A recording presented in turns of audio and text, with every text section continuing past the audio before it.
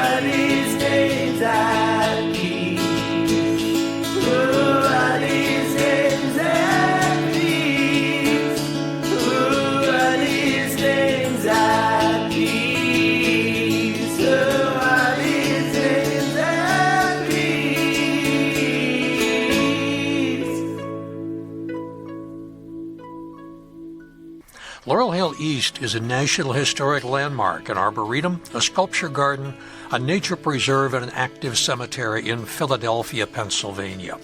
It opened in 1836, and it is a popular visiting spot for tens of thousands of people every year. Its sister cemetery, Laurel Hill West, located across the Schuylkill River in Ballackinwood, was founded in 1869. It has a history and a population of its own.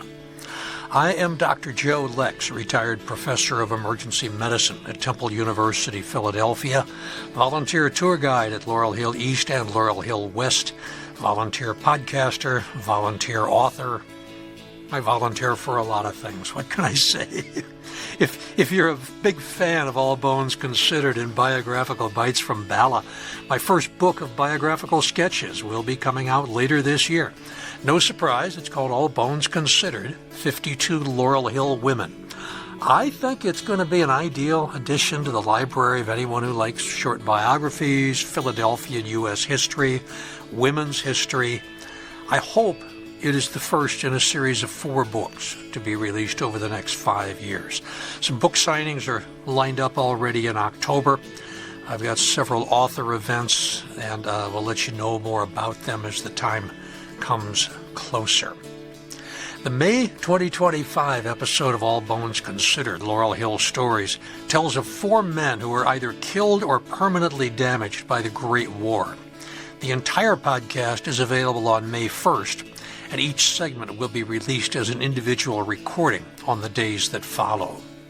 First, I will give you some background on the United States being dragged into a war that it seemed nobody wanted, but everyone knew was inevitable.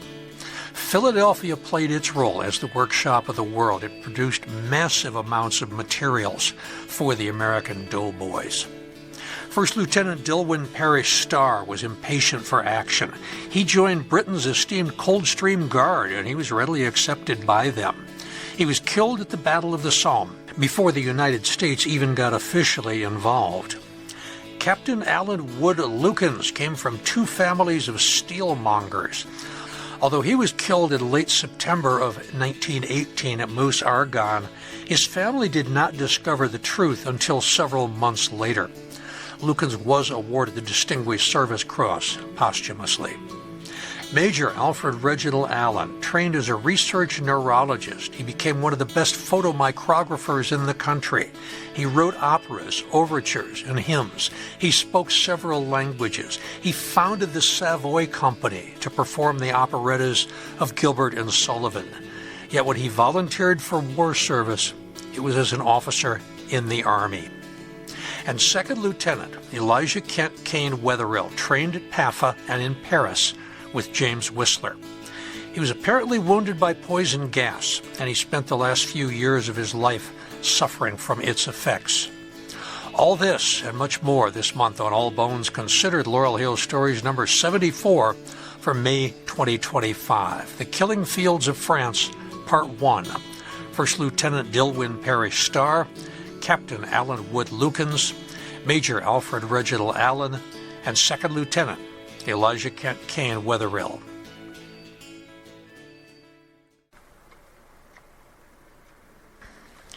Introduction to Philadelphia and the Killing Fields of France.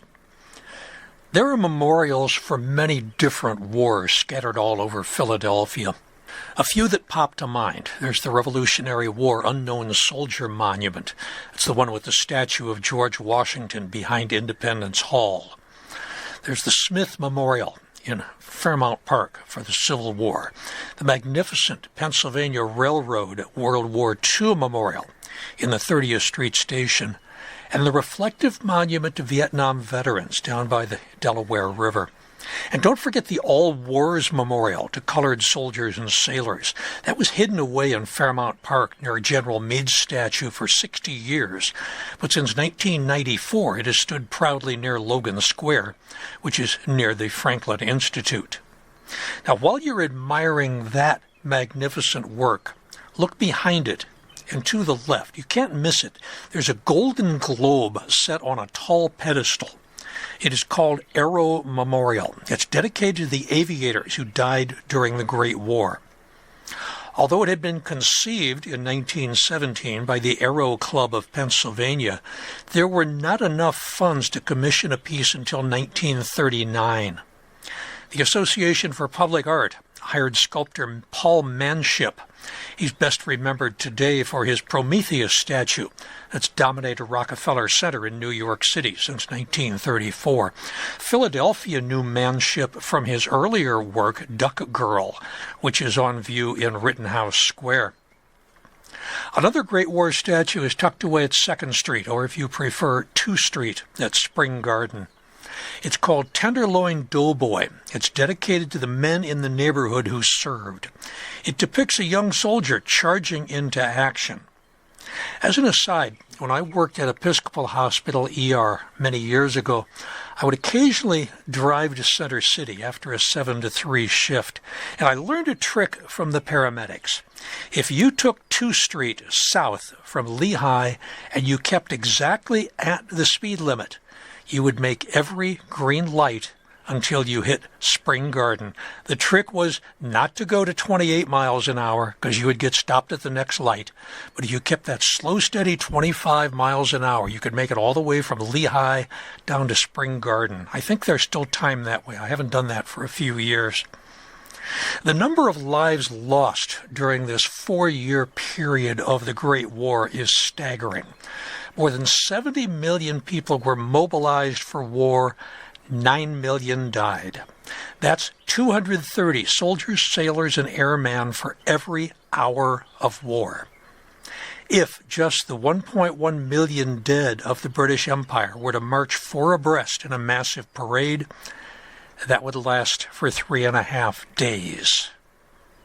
The United States wanted very much to stay out of this fray. It considered this Europe's problem. And in 1914, most of the U.S. population agreed. They wanted to stay neutral. In Philadelphia, 60% of the population was either foreign-born or first generation. People could read about Europe's troubles in German, Italian, and Polish newspapers, as well as the 7 dailies in English. They could keep up with what was happening on the other side of the ocean in their former country. 1915, the United States Army consisted of 100,000 active duty plus another 120,000 National Guard. That means the entirety of the U.S. military was outnumbered by the German Army 20-1. The Navy was proud of its latest battleships, the Texas and the New York, but neither ship had ever fired a gun. By 1916, the French, the British, the Russian, and the German armies had all fought battles that killed more than 10,000 of their number in a single day. At that mortality rate, the entire United States Army would be wiped out in less than a month. Although the United States claimed neutrality before it entered the war in April of 1917, it did show a preference for doing business with the Allies, because it loaned them $2.2 billion as compared to a meager $27 million that we loaned to Germany. New York bankers ended up loaning $3 billion to the Allies, which was unlikely to be recouped if they lost. Gradually, the mood had shifted, and most Americans were ready to fight. On April 6, 1917, the Senate declared war on Germany by a vote of 82 to 6. And 6 weeks later, conscription for all men aged 21 to 30 was approved. Of the 2,300,000 drafted who served in the Great War, more than 1 million men entered the Army during May through July of 1918 alone. Philadelphia was then, of course, the workshop of the world. Many local manufacturers started to prepare for war, whether the country was going to be involved or not. There was money to be made. Dobson's Mills in East Falls, which is now a nice apartment complex, sold 100,000 blankets to the French Army before the U.S. Army ever joined the fray. Now, once the U.S. military needed blankets, Dobson's could supply 30,000 a week. U.S. Steel, Bethlehem Steel, retooled to make large weapons and munitions. DuPont Chemical in Wilmington made about $25 million from gunpowder in 1914. This had ballooned to $319 million in 1918, when DuPont made about 40% of the munitions that were being used by the U.S. military. Philadelphia shipyards cranked out 328 new vessels. 75% of military boots and shoes were made by Philadelphia tanners. The Ford automotive plant at Broad and Lehigh switched gears and produced 2 million doughboy helmets. British poet Wilfred Owen was killed in action at age 25, just a week before armistice. He was not even close to being the last man to die. The armistice was announced to take place. The war would end at 11 a.m. on November 11th, 1918. The fighting went to the last minute, and on that last morning, 2,738 Allied soldiers were killed, and there were a total of 11,000 casualties on the morning that everyone knew the war was going to end. Owen, of course, was a poet. If you could hear at every jolt the blood come gargling from the froth-corrupted lungs, obscene as cancer, bitter as the cud of vile, incurable sores on innocent tongues, my friend, you would not tell with such high zest to children ardent for some desperate glory the old lie, dulce et decorum est pro patria mori. If your Latin is a little rusty, I will take you back to my Latin from 60 years ago. That translates as, it is right and sweet to die for one's country. Now, America's final tally was nothing compared to the slaughter experienced by the English, French, Germans, and Russians. But still, 126,000 men and women died, 234,000 were wounded. By 1938, it's 20 years after the war's end, 70% of Americans thought that our involvement had been a big mistake. On May 15th, 1919, there was a massive victory parade that started at Broad and Horton Street and worked its way all the way up to Shibe Park at 21st and Lehigh. And along the way, the triumphant veterans were cheered along by a throng of more than 2 million people, including more than 500 Civil War veterans. For years afterwards, when veterans gathered, they would toast to those absent. We meet 'neath the sounding rafter, and the walls around are bare. They echo our peals of laughter. It seems that the dead are there. So stand to your glasses, steady. This world is a world of lies. Here's a host to the dead already. Hurrah for the next man who dies. More than 60,000 men from Philadelphia served in the Army during the Great War. 1,400 of them died. 7,000 served in the 28th Keystone Infantry Division. Another 10,500 served in the Navy. Some died before the United States even entered the war. Many who were killed in action were buried in a military cemetery near where they fell, and many Philadelphia families elected to memorialize their dead with a cenotaph in a local cemetery. At Laurel Hill East, we have a cenotaph for Dillwyn Parrish Starr, killed in action as a member of the Coldstream Guard at the Battle of the Somme. In the horror that was the Battle of Meuse Argonne, Captain Alan Wood Lukens and Major Alfred Reginald Allen were killed in action. Lukens has a cenotaph at Laurel Hill West. Allen is remembered at East with a cradle grave cenotaph. I will also talk of Elisha Kent Kane Wetherill, who survived the war despite being involved in combat at Ypres and the Somme, only to live with its consequences for the rest of his life. 4 Philadelphians who sacrificed everything in the killing fields of France and are remembered today at Laurel Hill Cemetery. Dillwyn Parrish Starr, 1882-1916, from Groton to Gallipoli and the Somme. It is unlikely that any American youth who joined the war in its early stages on behalf of the Allies experienced as varied a service as Dillwyn Parrish Starr of Philadelphia.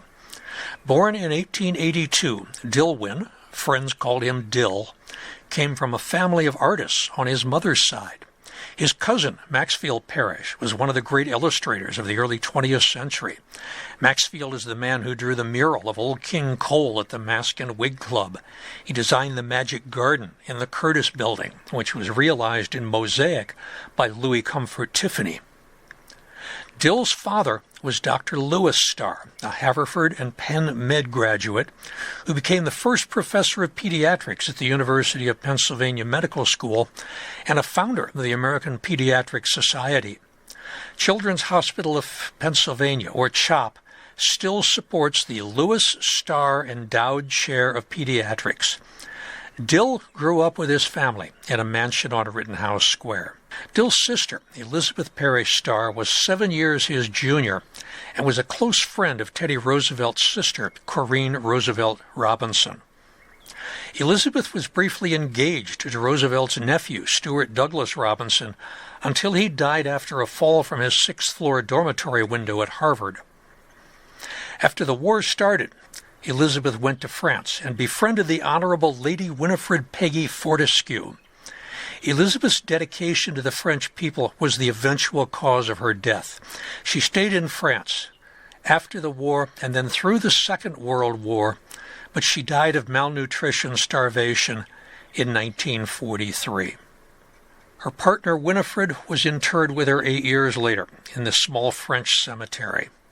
There was an older brother, Louis Starr, Jr. He joined the war in 1917 as a balloonist observer. Dill attended prep school at Groton. He graduated in 1904. That's 4 years after Franklin Delano Roosevelt graduated. While Dill was at Groton, he was captain and quarterback of the football team. Among his classmates, future U.S.-Canada Ambassador Warren D. Robbins, future Massachusetts Lieutenant Governor Gaspar G. Bacon, future muralist George Biddle. Graduating the following year was Norman Prince, founder of the Lafayette Escadrille during the Great War. Dill graduated from Harvard in 1908. And while in Cambridge, he was a football player of some note. He lettered all 4 years, although he was never named All-American. He initially played quarterback, but he was switched to halfback in November 1907. At that time, halfback was actually a more important position than quarterback. During the 1906 season, the Crimson Gritters went 10-1 and outscored their opponents 167-26. In 1907, they were 7-3, and during his senior season, they were 9-0-1. They shut out 8 of their opponents that year. I can't find much about Dill between 1908 and the time he joined the Army in 1914. I do know that he traveled a lot. There was a mysterious one-paragraph story in the Philadelphia Inquirer in 1910 about a foiled balloon ride that Dill and his buddy Charles Cadwallader were going to pull off. And in 1914, his address was listed as 135 Madison Avenue, New York City. Dill kept a journal, which survived. You can read memories of his gridiron days in his diary as he anticipated leading men into combat. He said, "In afternoon, we're told to get some sleep, and I did, sitting in a chair. At 4 o'clock, had tea. Thinking of going out gives me the same feeling as before a football match." After his son Dillwyn's 1916 death, Dr. Starr published for private circulation a memorial volume titled The War Story of Dillwyn Parrish Starr. It featured writings from Dill's diary, excerpts from letters Dill had sent home, and letters from men who had served with him in France. Like many audacious young men before him, Dillwyn Starr thought that it would be an adventure to observe the war and maybe get involved. He enlisted as a sailor on the liner Hamburg, dispatched to Europe by the American Red Cross in mid-September 1914. I was one of the crew. At first I slept in a cabin with two pretty queer men and ate with the roughest you ever saw. The food was awful. Some of the doctors were fine, and when there was nothing doing, we got up poker games. By late October, he was driving a powerful Mercedes ambulance near the Belgian border. When the opportunity rose to transfer to the British Armored Car Division, he leapt at it. In early March 1915, Starr was positioned near the British front lines in northern France as part of the crew of a heavy armored car equipped with 3-pound guns, with the squadron led by the Duke of Westminster. The light cars were Rolls-Royce and Lanchesters with 40-power engines and boat-shaped bodies protected by 3/8-inch armored plates. Each car was given a name. Dill's was called the Black Joke. Most of his companions were chauffeurs or working engineers.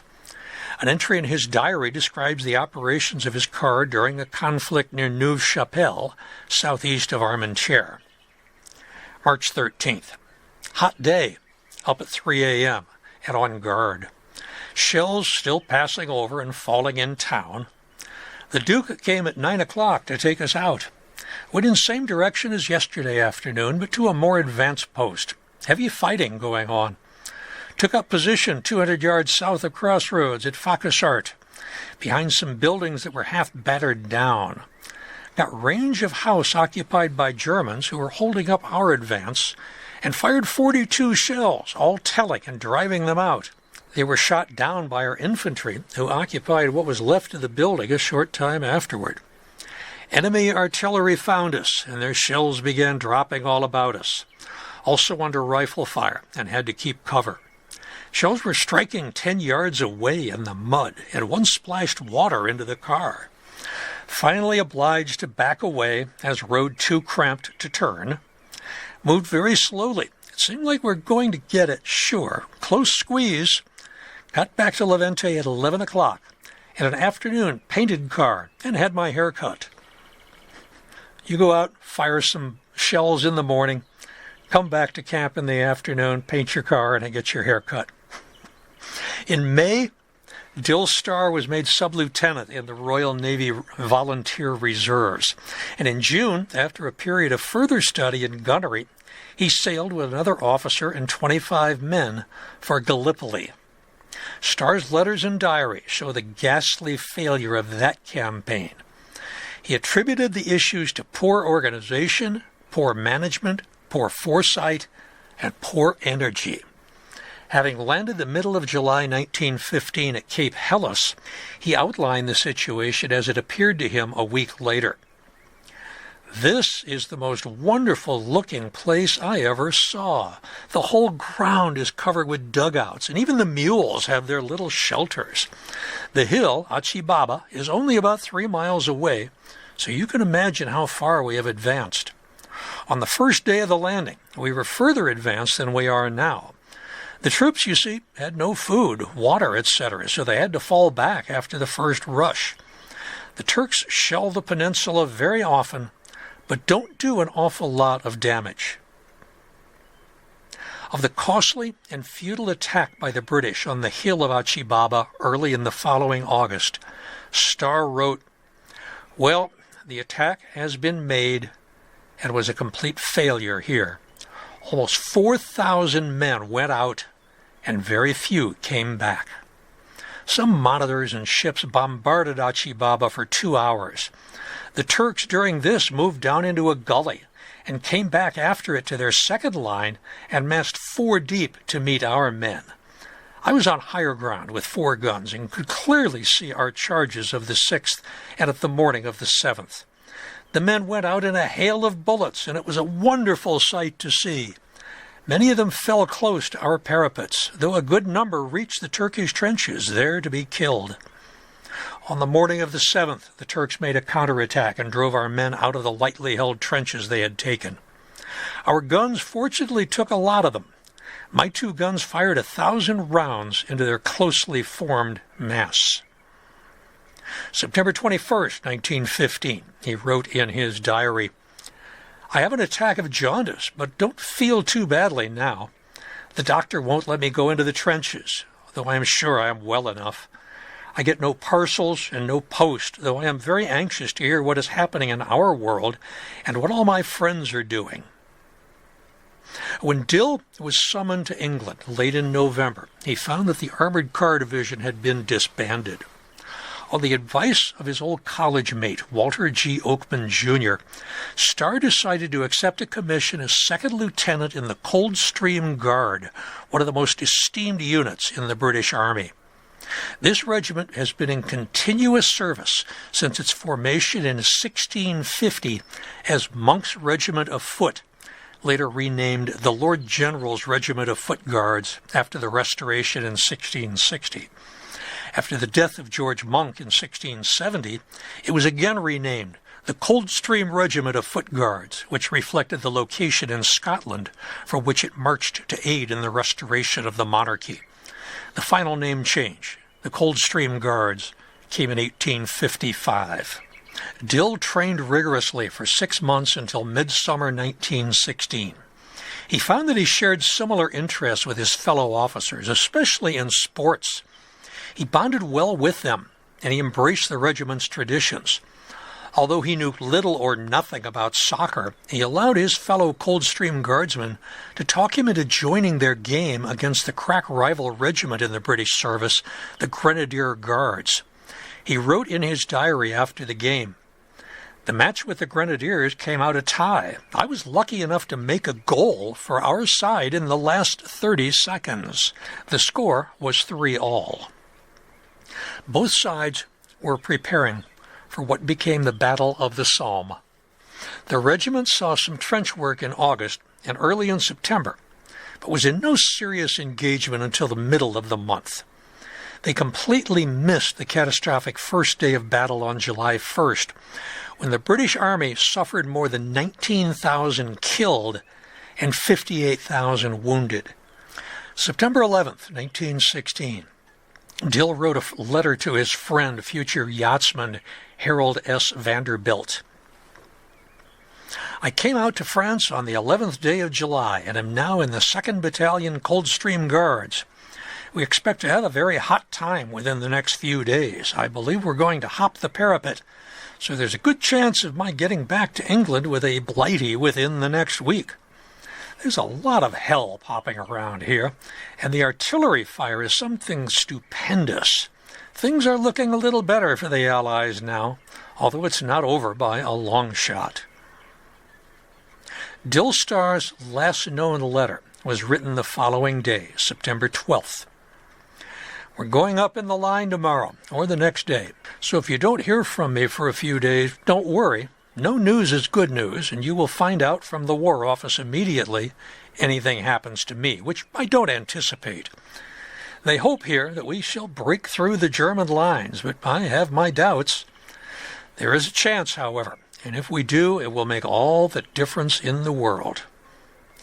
Well, Dill Starr was right. They did not break through, but they attained their immediate objective, which made possible the capture of Le Boeuf the next day.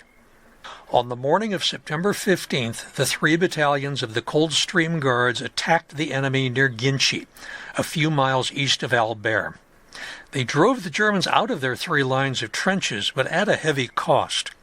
A nest of machine guns, which the British tanks had failed to silence, took a frightful toll of lives. Lieutenant Starr, leading his 2 platoons, "Come on, 12 platoon, come on!"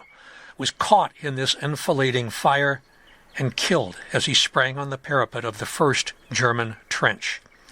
Shot through the heart, he died instantly.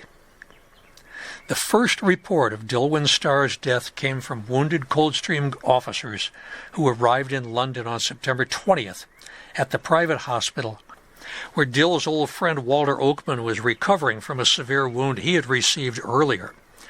The next day, Dr. Lewis Starr of Philadelphia received a wire from England. "Deeply regret to inform you that Second Lieutenant D.P. Starr, Coldstream Guards, was killed in action September 15th. The Army Council expressed their sympathy. Secretary, War Office." In a letter written from the hospital to Dr. Starr, Corporal Philip Andrews of Dill's platoon described this charge. "The order then came to charge the trench. In that he got hit while leading us in the charge. I did not see him fall. I was told while in the captured trench that he had been shot through the heart. We all knew we had lost a splendid leader who knew no fear. He knew, and so did I, that we should have a terrible fight to gain the trench, but he was cool and cheered up all his men, and I am sorry he did not live to see the spirit he had put into them in the final charge.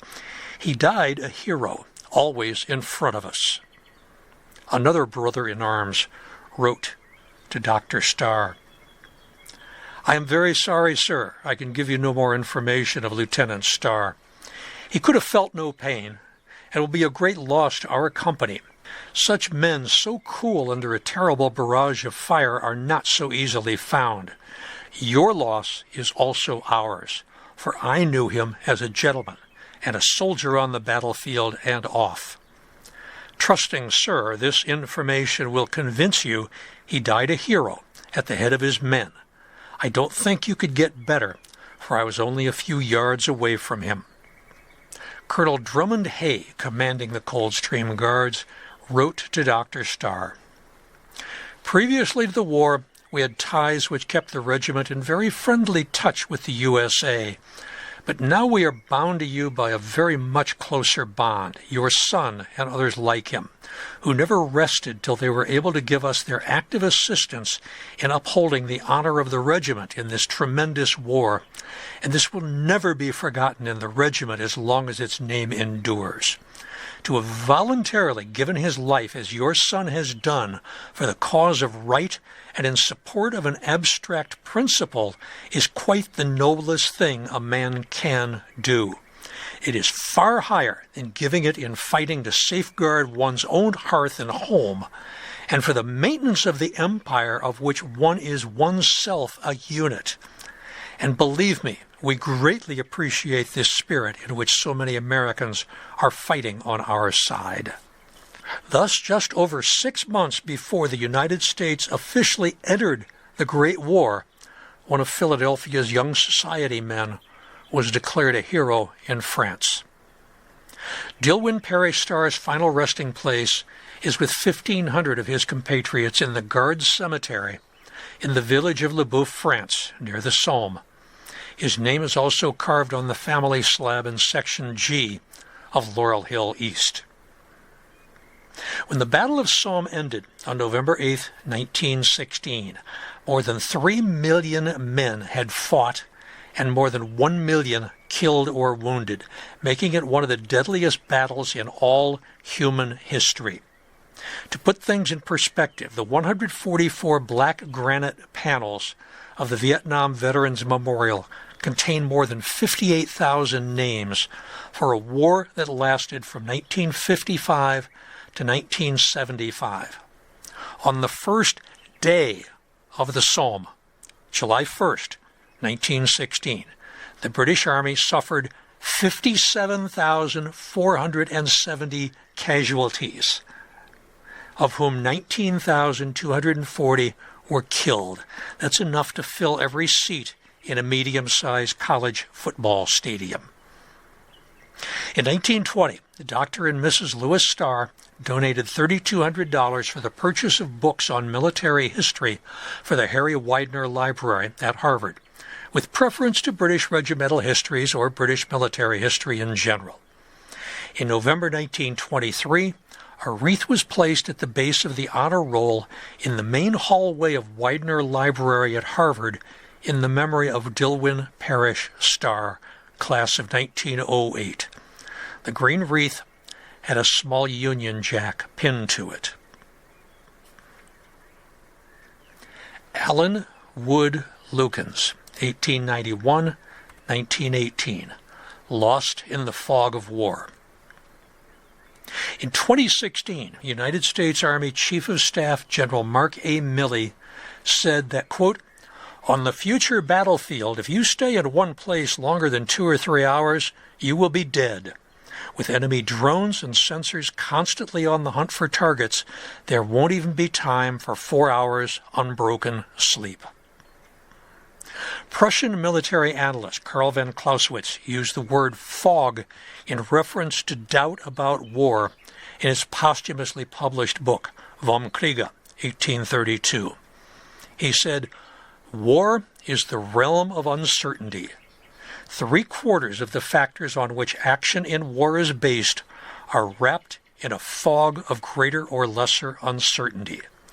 A sensitive and discriminating judgment is called for, a skilled intelligence to scent out the truth." The first known use of the exact phrase fog of war in text dates to the year that Laurel Hill Cemetery was founded, 1836, in a poem entitled "The Battle of Bunker Hill" by the mad poet of Broadway, MacDonald Clark, a man who, when he visited Philadelphia, slept at Benjamin Franklin's grave in Christ Church burial ground. His poem describes an assault by British forces on an American redoubt 250 years ago during the 1775 Battle of Bunker Hill. Will they dare a third attack? Is a question seen in every eye. Old put across the neck and back ride slowly their vengeance to defy. Wildly in that deadly hour the ramparts shoved their bolted shower, while mid the waving fog of war thunders the Yankees' loud hurrah. The 3 movies that to me best explain the fog of war for 3 different wars are 1917 for the Great War, Saving Private Ryan for World War II, especially the opening scenes of the Normandy landing, and for Vietnam there's Apocalypse Now, especially as they get further upriver near Cambodia. My strongest personal memory of the fog of war includes August 18th, 1968, first day of the Battle of Ben Cui near Dao Chiang. I was a medic inside the wire that day. 2 companies from my unit, 1st Battalion, 5th Infantry Mechanized, 25th Infantry Division, were ambushed as they returned from a skirmish in the nearby Michelin rubber plantation. The armored personnel carriers of Bravo Company ran a gauntlet of machine gun and rocket-propelled grenade fire to get back to base camp. We pulled guys off and out of the tracks and tried to get them to the correct medical treatment areas, while we simultaneously hoped the incoming mortar rounds and sniper fire wouldn't find more targets. At the end of the night, there were 10 dead bodies in the temporary morgue and 82 wounded, of which 36 were dusted off to higher levels of care in Long Binh and Cu Chi. The next day, we nervously and cautiously went back out to the plantation and recovered the bodies of 7 more American soldiers and counted 182 dead Vietnamese. Now, compared to what happened during the Great War, my experience was trivial. For example, there are 2,500 cemeteries for dead British soldiers in France and Belgium. For a truly edifying but deeply disturbing book about the chaos of the Great War, I recommend Paul Fussell's classic work, The Great War and Modern Memory, which turns 50 this year. Every war is ironic because every war is worse than anticipated. There had been no war between the great powers since 1871. It had been a century since Britain last saw a major war. No man in the prime of his life knew what war was like. Many imagined it would be a great marches and massive battles and over in a matter of weeks. The madness of the battlefield is truly unimaginable until it is experienced. A man you talked to only seconds ago is now missing the top half of his head. Another suffered a direct hit from a shell and was gone into reddish-pink mist. Fellows who covered your flanks during a charge are suddenly unseen. Sometimes people just disappeared. I told you about the Battle of Ben Kui. I did not tell you that we left a man on the field. Staff Sergeant Umberto Acosta Rosario, despite several attempts at recovery, Sergeant Rosario's body was never recovered. The only man in my unit that was left behind in Vietnam. Now, as of the latest available data, about 4,400 American soldiers are still listed as missing in action from the Great War. World War II still has more than 72,000 unaccounted for. In other words, more people are still missing from World War II than were killed during the 20 years of Vietnam. Korea still has around 7,700 that are listed as missing, and Vietnam still lists 1,600 missing in action. One of the Great Wars missing was Captain Alan Wood Lukens of Haverford, Pennsylvania, commander of Company G, 316th Infantry. He was acting major in charge of the 2nd Battalion during the Battle of Montfaucon during the Meuse Argonne campaign. Captain Lukens disappeared September 28th of 1918. The Philadelphia Evening Public Ledger of January 7th, 1919 stated, 4 months ago, Captain Lukens was reported missing by the War Department. 6 weeks later, he was reported to have been wounded on October 14th and to be in a hospital. In November, a third message came stating that he'd been killed in action, date undetermined, and now in January arrives a final telegram from the department saying that the young officer had been accidentally killed, but giving no details as to how, when, or where he met his death. These conflicting reports were coming from the War Department. His parents received a letter from another son, who was also an officer in the Expeditionary Force. And the other son said that he had convinced himself from the official records in France that his brother Alan was dead. Friends of Mr. and Mrs. Lukens are much incensed at what they term the stupidity, not to say cruelty, of the War Department. To determine the fate of an officer should not be such a difficult matter, they argue, as to make it impossible for so many blunders to have been made in connection with the death or injury of Captain Lukens. Now, Captain Alan Wood Lukens came from two old Philadelphia families. The Lukens clan had first come to Germantown in 1682. Alan's grandfather, Louis Augustus Lukens, 1807 to 1899, learned to be a cabinet maker, but he never followed the occupation. He chose to join his brother Aaron in the lumber business. He then rented an iron forge in Annville, where he learned to manufacture malleable iron. In 1845, he sold his business interests and opened an iron store in Philadelphia. He then moved to Bridgeport, where he returned to the lumber business. He later purchased a large farm in White Marsh Township and for 7 years engaged in agriculture. He had a large home built on Fayette Street in 1857 that now serves as the Conshohocken Public Library. He married Mary Thomas Wood, 1808-1892, and in 1858 entered partnership with his brother-in-law Alan Wood under the name Alan Wood and Company in Conshohocken. Lukens remained a partner until 1877, when he sold his interest to his sons, Charles and Wood Lukens, and he retired. Wood Lukens is a good representative of the coming together of the two clans, since he was named after J.A. Wood. His daughter, Clara Lukens, 1850-1895, married Conshohocken author Charles Heber Clark, successful humor writer under the name of Max Adler. In 1874, he had published the bestseller Out of the Hurly-Burly, or Life in an Odd Corner. This book was lavishly illustrated by A.B. Frost, and it established him as an international author. A.B. Frost is interred at Laurel Hill East. You can find a video cast I did about him and his family on YouTube.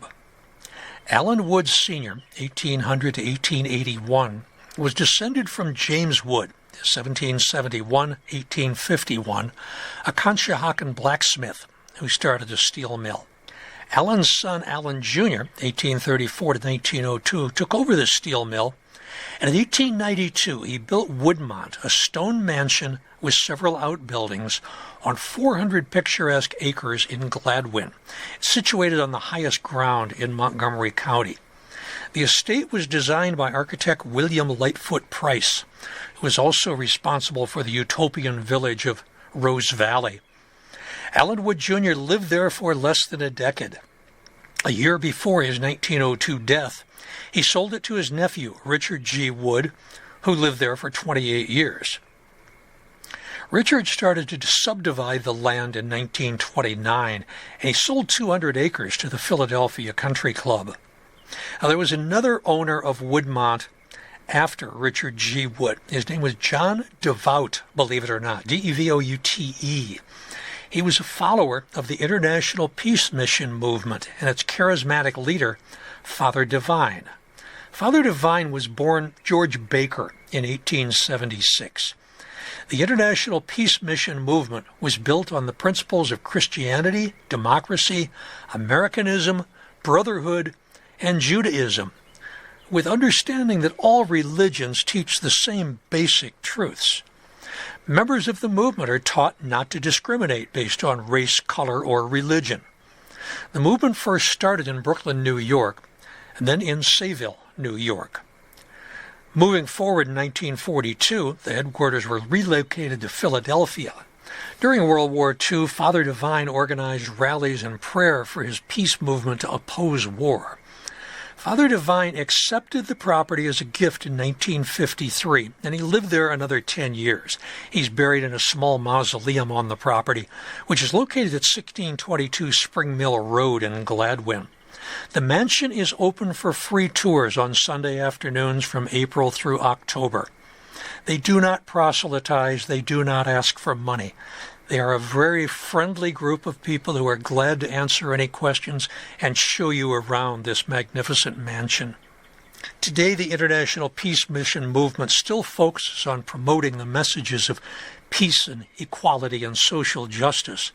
But like nearly all religions that require a vow of celibacy, its membership is dying out.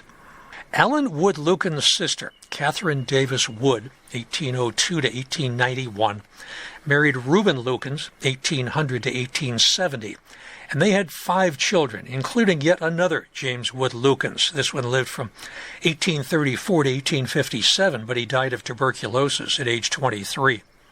Another of their children was Dr. Anna Lukens, 1844 to 1917, a graduate of Women's Medical College. I talked about her in All Bones Considered, Laurel Hill Stories number 65. She was one of the 30 or so women involved in the great she-doctor panic of 1869. Alan Jr.'s son, Louis Nevius Lukens, 1864-1932, and his wife, Edith Clark Lukens, 1868-1942, had 3 sons. The oldest was Alan Wood Lukens, the subject of this podcast. Next was Edward Clark Lukens, 1893 to 1948.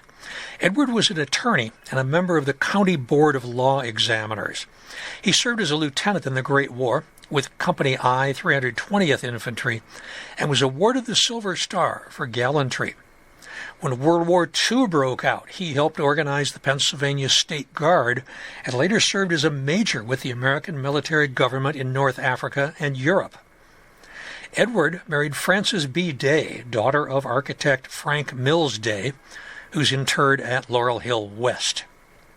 When Edward and Frances had a son in February of 1924, he was named Alan Wood Lukens III, after his uncle. Alan III grew up to enter foreign service. On Wednesday, May 10th, 1961, the Philadelphia Inquirer's Above the Fold headline was 5 from Mount Airy died in air crash. Alan's mother, Mrs. Edward Clark Lukens, his wife, the former Mary Ann Richardson, daughter of Congressman William Richardson, and 3 children, including Alan Wood Lukens IV, were killed in a crash of an airplane carrying them from Brazzaville, Congo, where Lukens was our ambassador to Paris.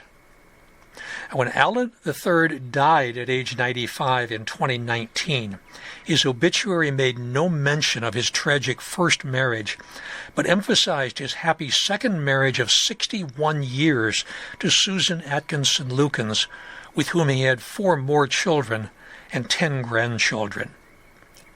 The other brother, Louis Nelson Lukens, Jr., 1895-1973, served as first lieutenant with Company I, 317th Infantry. He married Lorraine Diston, 1925 to 2000, connecting the Woods and the Lukens with the Distons, yet another storied Philadelphia family.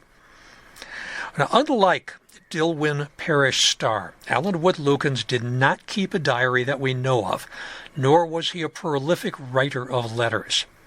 After he graduated from Princeton in 1913, he started to work for the Bell Telephone Company of Pennsylvania. And at the time he quit to join the Army, he was assistant district traffic manager. He was a member of the Princeton Club of Philadelphia and the Marion Cricket Club, as well as serving as a private in Company B of Engineers of the Pennsylvania National Guard. With this organization, he went to the Mexican border, where he was promoted to corporal and then sergeant. And in April 1917, he got his battlefield commission, second lieutenant of infantry in the Officers' Reserve Corps. When the United States joined the war, he went to the first officers' training camp at Fort Niagara, New York, and was awarded the commission of captain of infantry. From there, he went to Fort Meade, Maryland, and was placed in command of Company G of the 316th Infantry, 79th Division. That is whom he went overseas with in June of 1918. After a short training period in France, the division took part in the Meuse Argonne offensive. Allen was made acting major in charge of the 2nd Battalion. During the height of fighting in late September, Major Lukens disappeared. What exactly happened to Lukens can never be known. One of the best stories we have is from Captain Paul Anderson, commander of Company H. He succeeded Lukens to the command of the battalion. According to Anderson, the battalion commanded by Lukens on the morning of September 28th held a piece of woods. At about 7 a.m., the commander left his headquarters to take a personal inspection of the ground. Enemy shelling became so severe that the battle was driven out of the woods about 11 a.m. About noon, Captain Anderson became alarmed at the continued absence of his superior officer. He made a close inquiry and finally located 2 privates of G Company. They said they'd seen their commander during the morning in the woods. He'd been wounded, and he ordered them to rejoin their company, saying he would make his own way back. But search as he could, Captain Anderson found no evidence that Captain Lukens ever reached the ranks. 4 hours later, the battalion retook the woods, and a general search was made for the missing officer, but again without results. The battalion, however, found plenty of evidence that the Germans had been there between the morning retreat and the afternoon return. Since there was no Captain Lukens, living or dead, to be found, the assumption was made that he'd been captured and was now a prisoner of war. December 4th, the The War Department had learned nothing further in the case. Allen's brother Edward, a lieutenant with the 320th Infantry of the 80th Division, called at the Records Bureau in Paris on November 16th. He was told there that Captain Lukens was wounded and recovering in a hospital, but it could not tell him which hospital he had been taken to. Eventually, it was determined that Captain Alan Lukens had been killed on September 29th. A report from Paris had him buried in a military cemetery. It is believed he was struck by a shell as he worked his way back to his base camp. No one saw how he was wounded, and no one saw how he died. His body was presumably recovered and is buried at the American Cemetery in Romans, France. His cenotaph is in the Lukens family plot at Laurel Hill West. But in 1932, Alan, misspelled with two L's, W. Lukens, was awarded a Distinguished Service Cross for extraordinary heroism in action with the enemy near La Madeleine Ferme, north of Montfaucon, France, September 29, 1918. The attacking forces of his regiment, having been checked in their advance by strongly held enemy positions, a temporary withdrawal of the advance elements was ordered in order that supporting artillery might lay down a barrage in the woods occupied by the extreme front-line elements. Upon learning that the order for the withdrawal had apparently failed to reach a few of his men who still remained in the woods, Captain Lukens himself made his way to the woods under a hail of enemy machine gun fire, found his men, directed them to places of comparative safety, and while so engaged was himself killed by enemy machine gun fire. His superb devotion to the men of his command seemed to incite them to heroic endeavors. So another contradiction. One report says he was killed by a shell. This Distinguished Service Cross commendation said that he was killed by machine gun fire. Several reports say his body was not found. Another report said his body was recovered and buried in the small cemetery. So we do not know whether Alan Wood Lukens is buried in that cemetery. We assume that he is. But he may still be in the woods at Meuse Argonne. Let's take a break. Boy, do we have a lot of stuff coming up at the cemeteries. Holy cow, May, it's just an explosion of programs. It starts Saturday, May 3rd, the City Nature Challenge. What is that? It's an annual initiative that invites people around the world to find and document wildlife in their own city. And you can join other naturalists, hobbyists, professionals, Saturday, May 3rd, 2025, 1 p.m., Laurel Hill West. There is no charge, but that is an RSVP. We would ask that you let us know if you're coming to that. And on the same day, but at Laurel Hill East, is a tour on scientists, inventors, explorers, and innovators. This is by Joan Zubras. It is Saturday, May 3rd, 1 o'clock, but it's at Laurel Hill East instead of Laurel Hill West. The next day, Sunday, the 4th, Designing for the Dead, Art and Architecture. This is at Laurel Hill East. Tom Keels will be talking about John Notman, William Strickland, Frank Furness, John MacArthur, Zanziger, Trumbauer, Lebrun, and others who are buried at Laurel Hill. It should be a fun tour. There's a Sacred Spaces tour at Laurel Hill West, Thursday, May 8th, from 10 a.m. until 11:30. Linda Blowney is going to be your host for that. I am doing the Accessible Hotspots and Stories Plots tour on Saturday, May 10th, 10 a.m. until 11:30 a.m. What does that mean? That means we are going to stay on the paved path. There are no stairs, and we're going to try to limit it to an hour and a half. If you know somebody who uses a wheelchair, who uses a scooter, this is the opportunity, is to come out and you won't worry about being challenged by the terrain. Now, Friday, May 16th, Cinema in the Cemetery. R.I.P. David Lynch. We're going to show Eraserhead at Laurel Hill East. Friday, May 16th, 7 p.m. Get your tickets for that. We'll probably have about 1,000 people show up for that. There'll be a pop-up artist market at 7 o'clock, and the movie starts at 8:30. You're going to have to park in, oh boy, I don't know where you're going to park for that. Kelly Drive is going to be closed that day. Usually we have people park at the Dell and then come in the south gate and walk down to the holding vault where we show the movie. Look that up. Make sure that you know where to park to go to that, because that could be something very strange. Saturday, May 17th, 2025, 10 a.m., Laurel Hill West, Military History. Russ Dodge is going to do that. You bet I'm going to be there for that. This will be Russ's first Laurel Hill West tour that I'm aware of.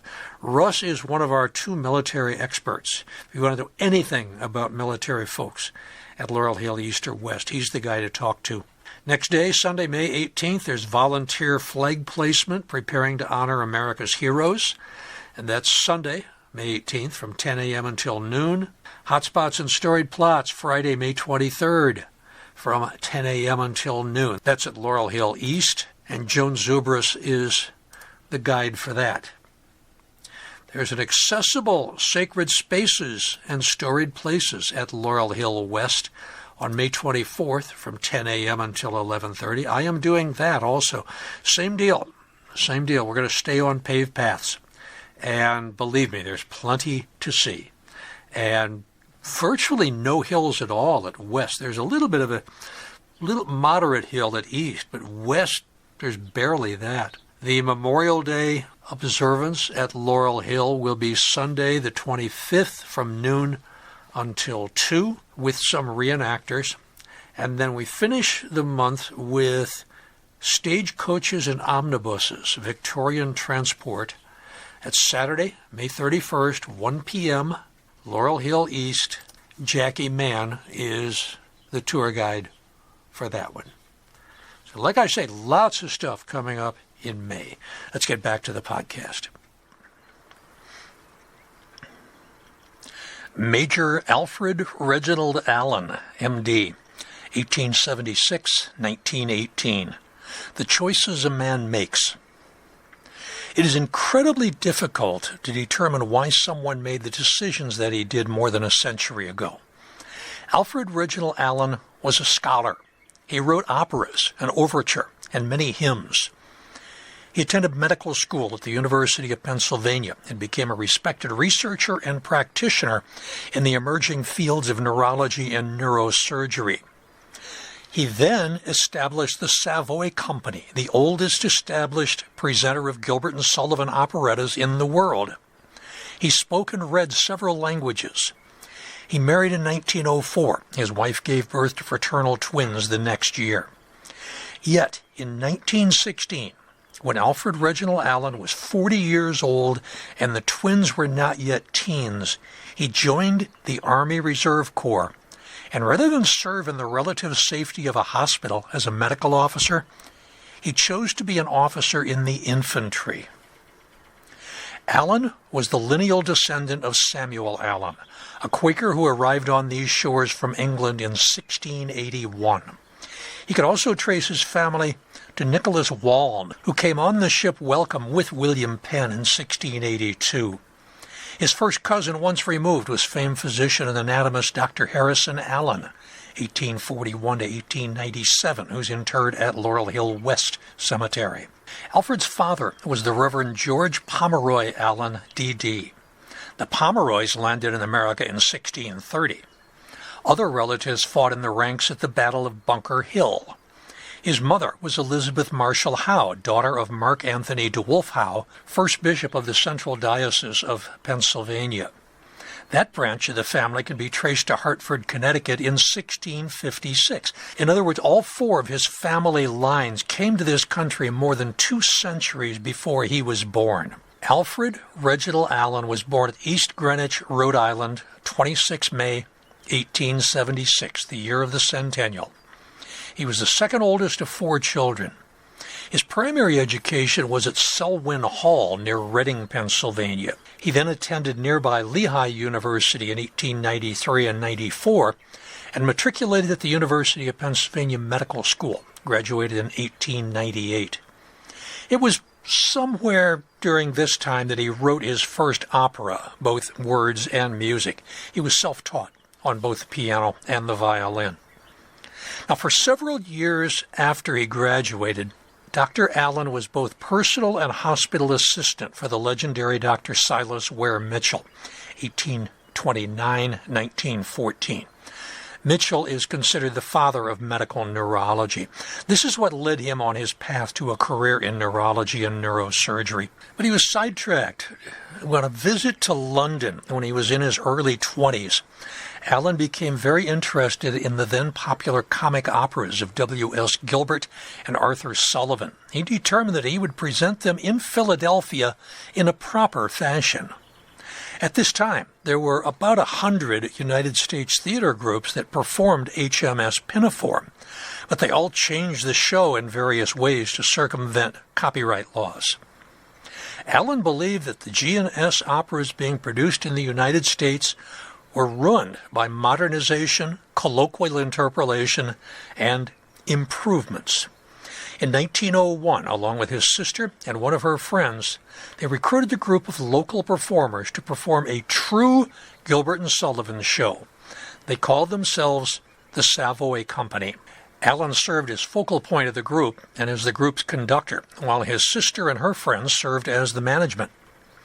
Rehearsals took place in various members' homes. According to the Savoy Company website, Allen ruled rehearsals with sarcasm and caustic criticism, which earned him the respect of the group, much like Gilbert had done 25 years earlier. They presented Trial by Jury, written in 1874, at the Marion Cricket Club on May 4, 1901. This production was such a success that they again gave performances of Trial by Jury and The Sorcerer, written in 1877, on December 6th and 7th, 1901 at St. James Hall, 38th and Market Street. 2 weeks later, on December 21st, the Savoy gave its first benefit performance at the Germantown Cricket Club for Germantown Hospital, and they reprised the double bill of Trial by Jury and The Sorcerer. These performances were both an artistic success and a societal success. The performances were both an artistic and a societal success, as the Savoy's members were from many prominent and well-known Philadelphia families. The Philadelphia press called it the richest and most fashionable opera company in the world. They sold out all of their initial performances, as the combination of society and talent inevitably proved irresistible. In May 1902, Savoy performed HMS Pinafore, conducted by Allen at the Broad Street Theater. But Alfred Reginald Allen had to make a choice between a medical career and a musical one, and he resigned his conductorship of the Savoy in November 1902. A month later, the club members had to decide whether they were going to continue. They voted unanimously to continue the Society Musical Association, and the Savoy Company was organized formally on December 20th, 1902. Until the coronavirus pandemic hit, they had missed only 1 year of performance, and that was in 1919. You can see more of their story at savoy.org/aboutus/history. January 21st, 1904, Dr. Allen married Helen Johnson Warren, 1879-1949. She was the daughter of Ebenezer Burgess and Emma Bolton Warren. Alfred and Helen had met when he was conducting HMS Pinafore in 1902, and she was in the chorus. E. Burgess Warren, 1833-1917, Laurel Hill East, Section K, was director of the Pennsylvania Academy of the Fine Arts, president of the Union League Art Association, and vice president of Hahnemann College. One of Helen's brothers was the Reverend Louis Fitzgerald Benson, 1855 to 1930. He was a premier American hymnologist. Alfred and he wrote several hymns together. March 1905, Helen delivered twins, Alfred Reginald Allen Jr., 1905-1988, and Helen Warren Allen, 1905-1954. In 1905, the year that the twins were born, Dr. Allen started pathology research in the Laboratory of Neuropathology at the University of Pennsylvania. The next year, he became a member of the neurological staff of the medical school. From 1907 to 1911, he was an instructor in neurology and neuropathology. He became an associate in neurology in 1911, and he spent many years as an assistant neurologist to the Philadelphia General Hospital. Dr. Allen's neurologic research contributions were mostly published between 1905 and 1914. Among them, the symptom complex of transverse lesions of the spinal cord and its relation to structural changes therein. Hemorrhage into the ventricles, its relations to convulsions and rigidity in apoplectiform hemiplegia. It's good to use a word like apoplectiform again. And a very useful summary article on concussion of the brain that was published in JAMA, the Journal of the American Medical Association, in September 1910. The work he is most remembered for today, however, is that which he did with Dr. Charles Harrison Fraser, 1870-1936. Fraser is interred at St. James the Less Episcopal Churchyard. He was a pioneering neurosurgeon at Penn. Allen and Fraser developed a standard, easily produced method of traumatizing the spinal cord by dropping a 30-gram weight, roughly 1/16 of a pound, from a height of no more than 11.5 centimeters, 4.5 inches, to create a force of about 340 gram centimeters, and then they performed a laminectomy and followed the course of the injury. This is still one of the recognized ways of producing controlled trauma to the spinal cord to see if different forms of treatment can affect the outcome. It was also one of the first controlled trials of spinal cord injury ever done, and it set the standard for future studies. After a visit to England in 1913, he did some laboratory work on the cerebellum, and he changed his field of research when he returned to the States. He also delivered addresses on psychoanalysis before the American Psychopathological Association, of which he was president in 1914-1915, and before the Philadelphia Neurological Society. Dr. Allen was a fellow of the College of Physicians of Philadelphia. He served as secretary-treasurer of the American Neurological Association from 1909 to 1917. Dr. Allen had a gift for languages. He easily learned new ones. When he traveled in Europe, he made it a habit to buy copies of school books in Belgium, Holland, France, and Italy so he could learn the history and the customs of the locals. He was also a skillful photographer and a pen and ink draftsman. At one point, he was photomicrographer at the University of Pennsylvania Laboratories, recognized probably as the best photomicrographer in the United States at that time. And he continued to write music. He frequently collaborated with his brother-in-law, Reverend Louis F. Benson.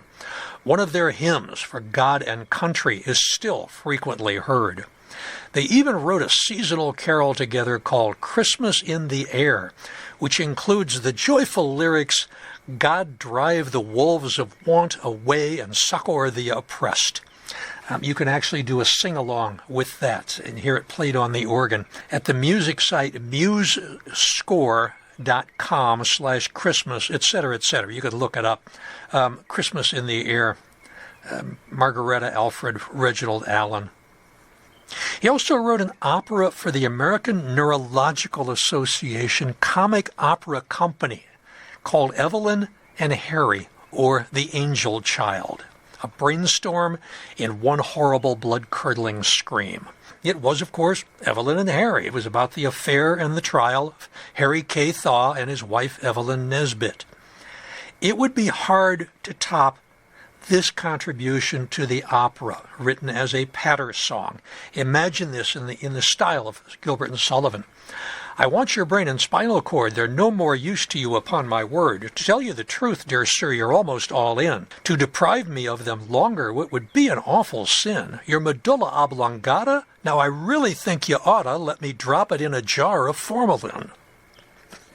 Despite this successful career as a neurologist, researcher, and composer, and a family with growing twins, Dr. Allen felt compelled to prepare himself for the United States' inevitable involvement in the Great War.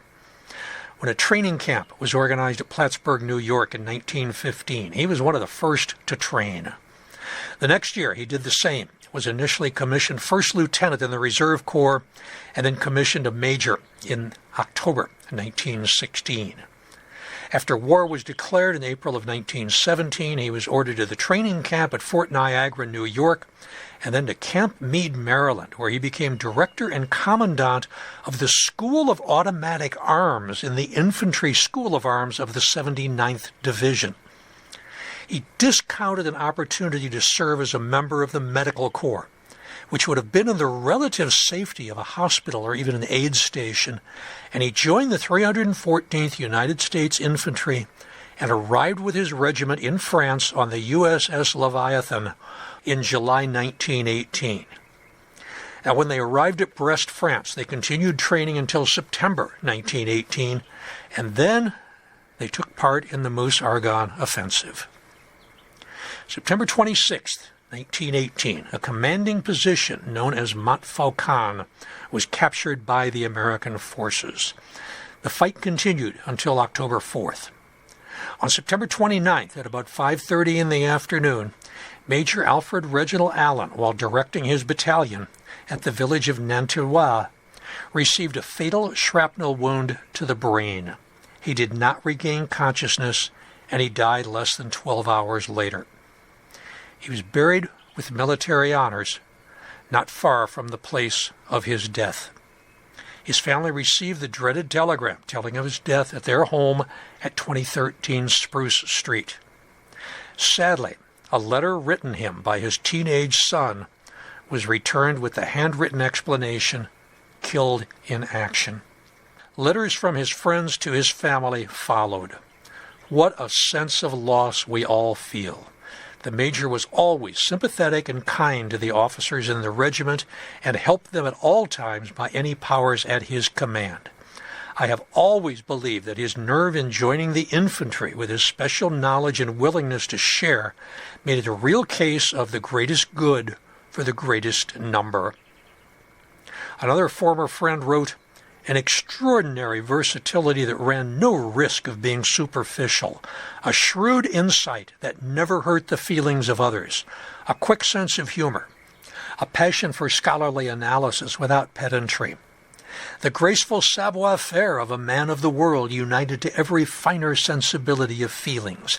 These were some of the characteristics that marked Major Allen. And that now must bring you, in the midst of loss irretrievable, a legacy of precious memories of the noble man of nature that he was.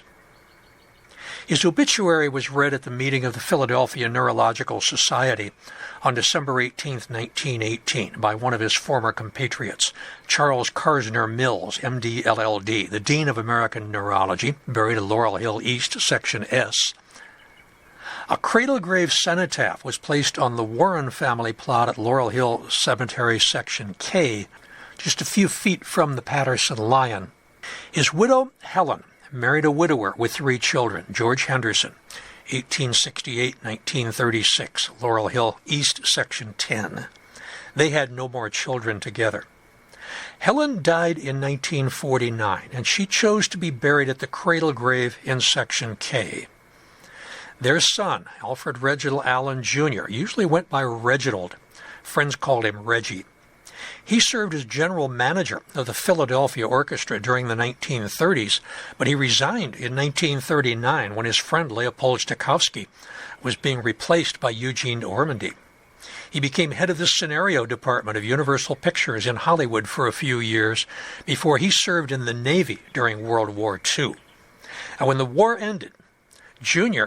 Reggie Jr. became the West Coast representative of the J. Arthur Rank Association. He then joined the administrative staff of the Metropolitan Opera Association in New York City. Like his father, he was an expert on Gilbert and Sullivan operas, and he served as president of Britain's D'Oyly Carte Incorporated. When Reggie died in Washington in 1988, he was buried in Quincy, Massachusetts. There was no mention of his father in his New York Times obituary.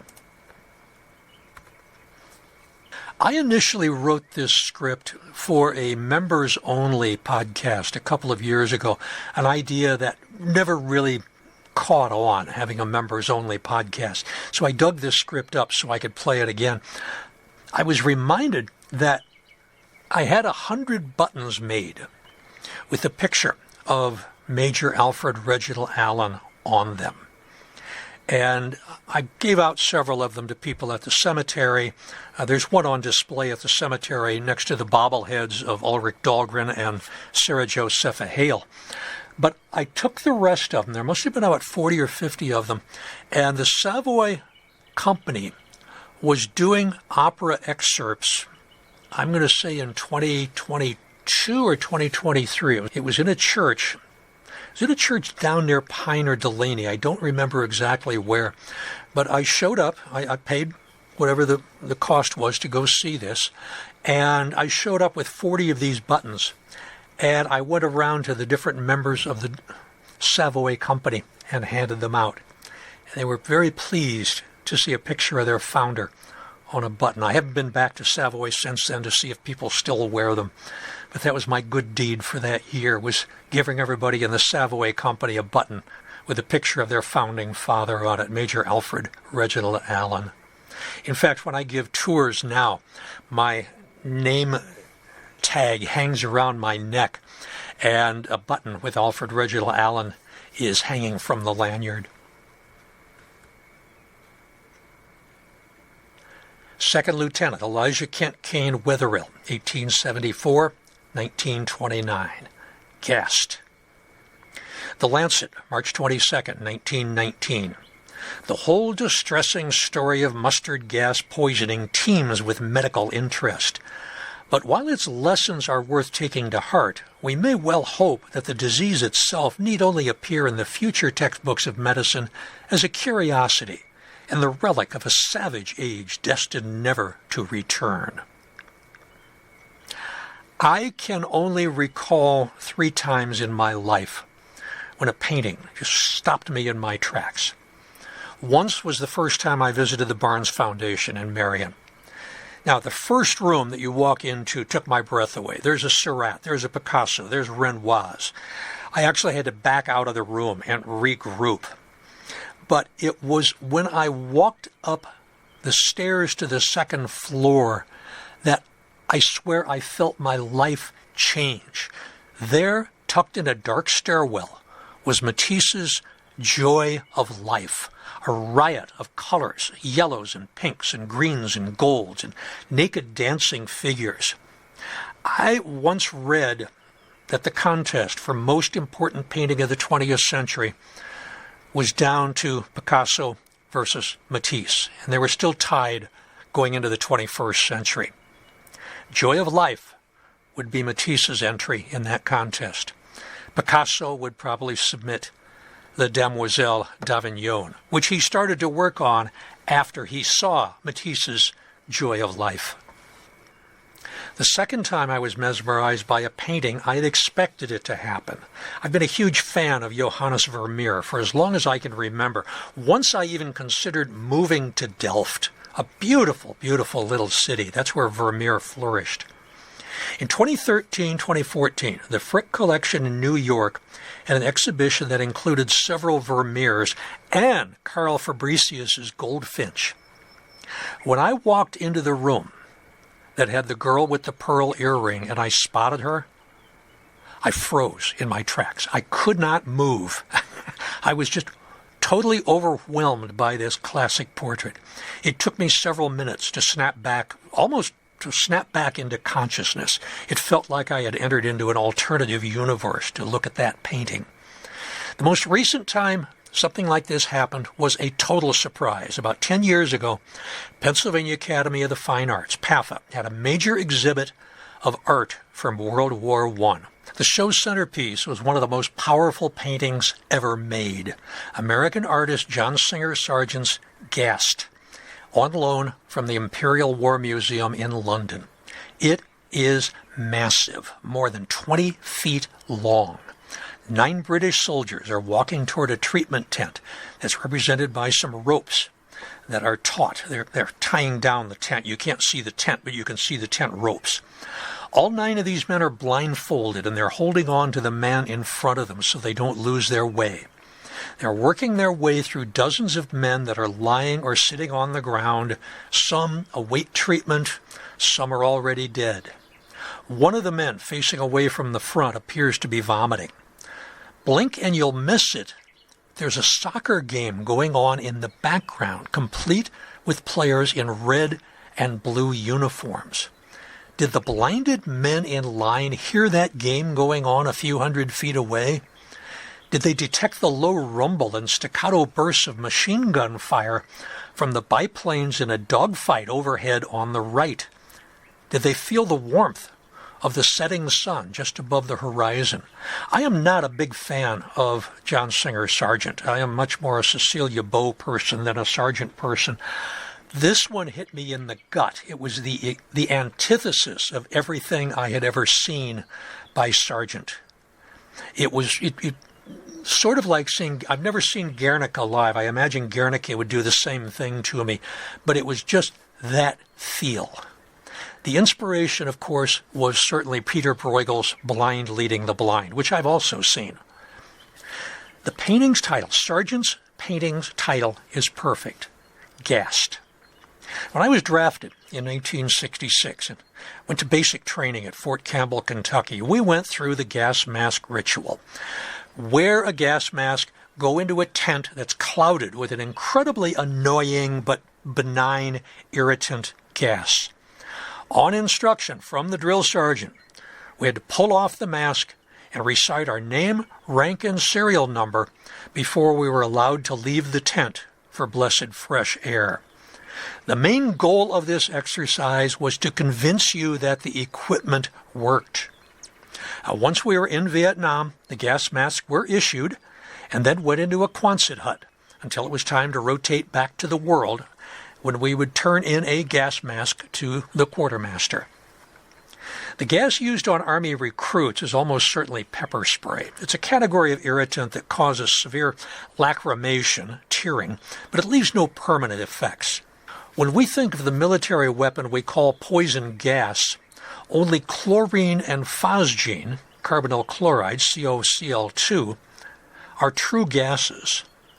Mustard gas is a liquid that is vaporized, and when vaporized, it can readily absorb through the skin and by inhalation, and then it produces delayed burns. Some historians have nicknamed the Great War the Chemical War. This was at a time when discussion took place about the right way and the wrong way to fight a war. Shooting somebody in the head or bayoneting him in the heart or fragmenting him with a grenade, those were the proper methods of warfare. Gas attacks were not. Gas attacks usually caused asphyxiation because it prevented gas exchange, prevented the oxygen-carbon dioxide exchange in the bloodstream. But then when sailors went down with their ship, they also died of asphyxiation when water entered their breathing tubes and presented the exchange of gas. So how does the asphyxiation from drowning seem acceptable when asphyxiation from gas is not? It's philosophical questions that people are still arguing about. The temptation to use the gas was too great to resist. It's the technological imperative. When your only instrument is a hammer, everything starts to look like a nail. When your instrument is poison gas, then it starts to look like the ideal way to deal with the enemy. Large-scale chemical warfare dragged humanity into horrors they had never imagined. It started on the afternoon of April 22, 1915, when members of a special unit of the German army opened the valves on more than 6,000 steel cylinders that were arrayed in trenches along their defensive perimeter at Ypres, Belgium. Within 10 minutes, 160 tons of chloride gas, also called bertholite, drifted over the opposing French trenches and settled on and engulfed everyone downwind. The chlorine-filled cylinders had been clandestinely installed by the Germans more than 3 weeks earlier. The order to release the gas came from German military meteorologists who had carefully studied the area's prevailing wind patterns. French troops were totally unprepared for this new and horrifying weapon.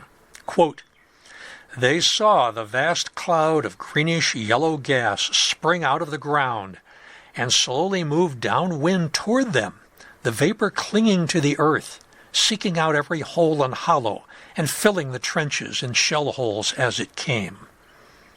The surprise use of chlorine gas allowed the Germans to rupture the French line along a 6-kilometer front. This caused terror and forced a panicked and chaotic retreat. Within a matter of minutes, this slow-moving wall of gas killed more than 1,000 French and Algerian soldiers and wounded about 4,000 more. One British soldier wrote in his diary, "Men were propped up against a wall, all gassed. Their color was blue, black, green, tongues hanging out, eyes staring. 1 or 2 were dead, others beyond human aid. Some were coughing up green froth from their lungs."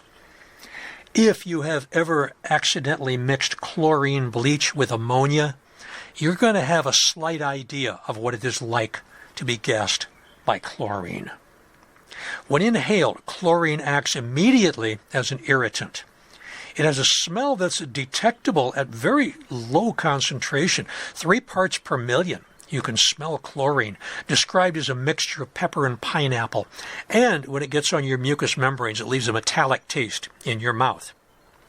When chlorine reacts with water in the lungs' mucosal lining, it forms hydrochloric acid. This destroys tissue. Coughing and vomiting start to occur at 30 parts per million. Permanent lung scarring can occur at 60 parts per million. Any concentration above 1,000 parts per million can be fatal after just a few deep breaths of the gas. Now, lower concentrations may not reach beyond the bronchial tree into the lungs. Since chlorine is water-soluble, men quickly learned that a handkerchief soaked in canteen or stream water, or even urine, would filter out the chlorine before it reached the respiratory tree.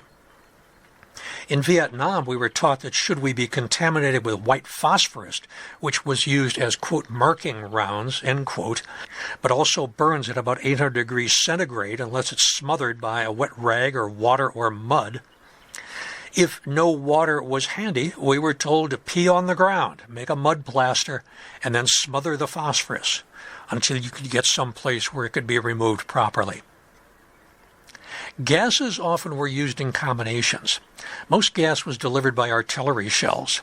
The agents were in liquid form in glass bottles inside the warhead, which would break on contact, and then the liquid would evaporate.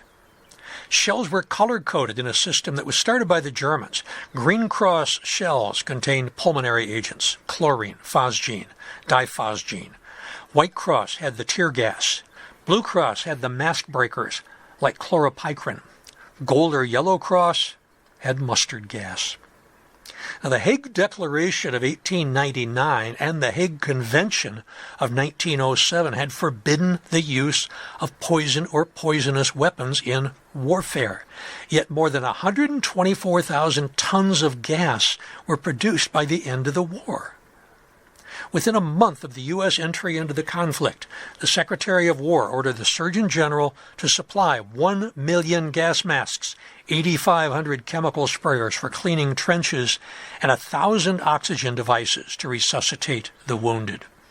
By the time the armistice was signed, on November 11, 1918, Chlorine, phosgene, and mustard gas had resulted in more than 1.3 million injuries and 90,000 deaths.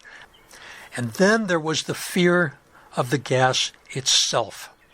The term gas shock was applied to a condition in which soldiers became ineffective because they were constantly worried about gas attacks. It was similar to shell shock, or what we would now call post-traumatic stress disorder. The vision of a white or green cloud slowly moving toward the trenches was a terrifying sight to British and French soldiers alike. In February 1918, one soldier of the 1st of the 22nd London Regiment developed a sore throat. He reported that he had been gassed. There was no gas attack. Nonetheless, panic spread, and within hours, 67 of the 105 men in his unit had been evacuated as gas casualties. It was mass hysteria. Part of the problem is chlorine you knew was there right away. Phosgene, the effects were delayed for a couple of hours. And the same with the mustard gas. There was a delay in the symptoms. So if people caught the whiff of something strange, remember, like these things had a smell. Musty hay was one of the smells that you were told to keep an eye out for, keep a nose out for, I guess. Cyanide smells like bitter almonds. I've never smelled bitter almonds in my life, but that's what it's supposed to smell like when you're exposed to cyanide. That was not true of the phosgene and of the mustard gas. So people could catch a whiff of something and say, oh my Lord, I've been exposed to gas, and just wait in terror for the next 24 hours to see whether they were going to develop symptoms. And that terror could be spread around a unit very, very quickly. By the spring of 1917, just as the United States entered the war, Germany introduced a new gas called phosgene to their armamentarium. This name is derived from the Greek for light, phos, like phosphorus or phosphorescent, and genao, to give birth, phosgene. With a chemical formula of COCl2, it structurally resembles formaldehyde with the hydrogen ions replaced by chlorine. It is colorless. It smells like freshly cut hay or grass. It is also a dense gas. Like chlorine, it likes to settle in low-lying areas like trenches.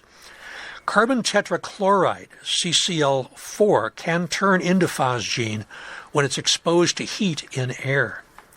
Unlike chlorine, which causes irritative symptoms on contact, phosgene symptoms can be delayed up to 24 hours. Phosgene was originally blamed for the Bhopal disaster in 1984, but investigations showed that culprit was methyl isocyanate. As many military strategists have discovered, if you injure a large number of the enemy, it is far more effective than killing them immediately. If you can incapacitate a large swath of battle-ready, well-trained soldiers from the front line, your enemy is weakened. Plus, it takes many medical and rehab specialists to return people to normal. The average number of days for a victim to recover from a chlorine attack was about 60 days, whereas it was 45 days for phosgene. The costs of nursing people back to battle-fit condition far exceed the cost involved in caring for a dead body. In July of 1917, Germany deployed a new and more troublesome chemical agent, mustard gas, chemical name bis-2-chloroethyl sulfide. It quickly became known as the king of battle gases. It was delivered in what appears to be the form of a gas. Mustard gas is a volatile, oily liquid dispersed as a fine mist. It is categorized as a vesicant or a blistering agent. It causes severe chemical burns and scarring of mucosal surfaces. Sulfur mustards and nitrogen mustards are a subfamily of blistering agents used in warfare, along with the organoarsenics and lewisite.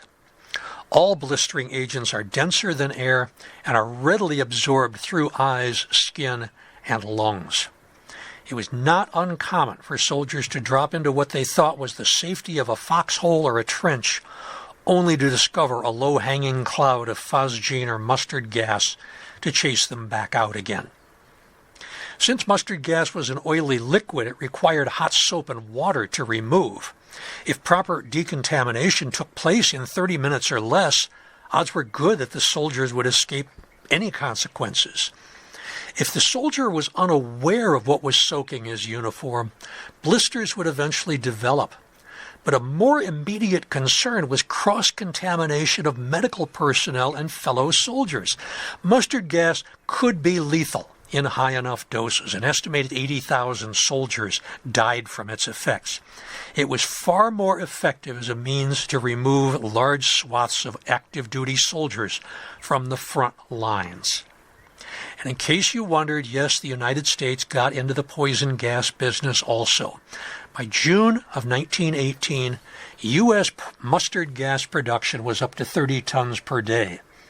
By the end of the conflict, an estimated 30% of the war's casualties were due to poison gases.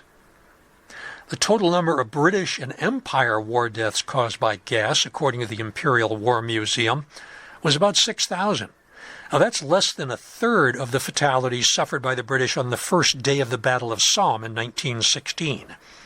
Of the 90,000 soldiers killed by gas on all sides, more than half were Russian, many of whom may not have even been equipped with masks. Far more soldiers were injured.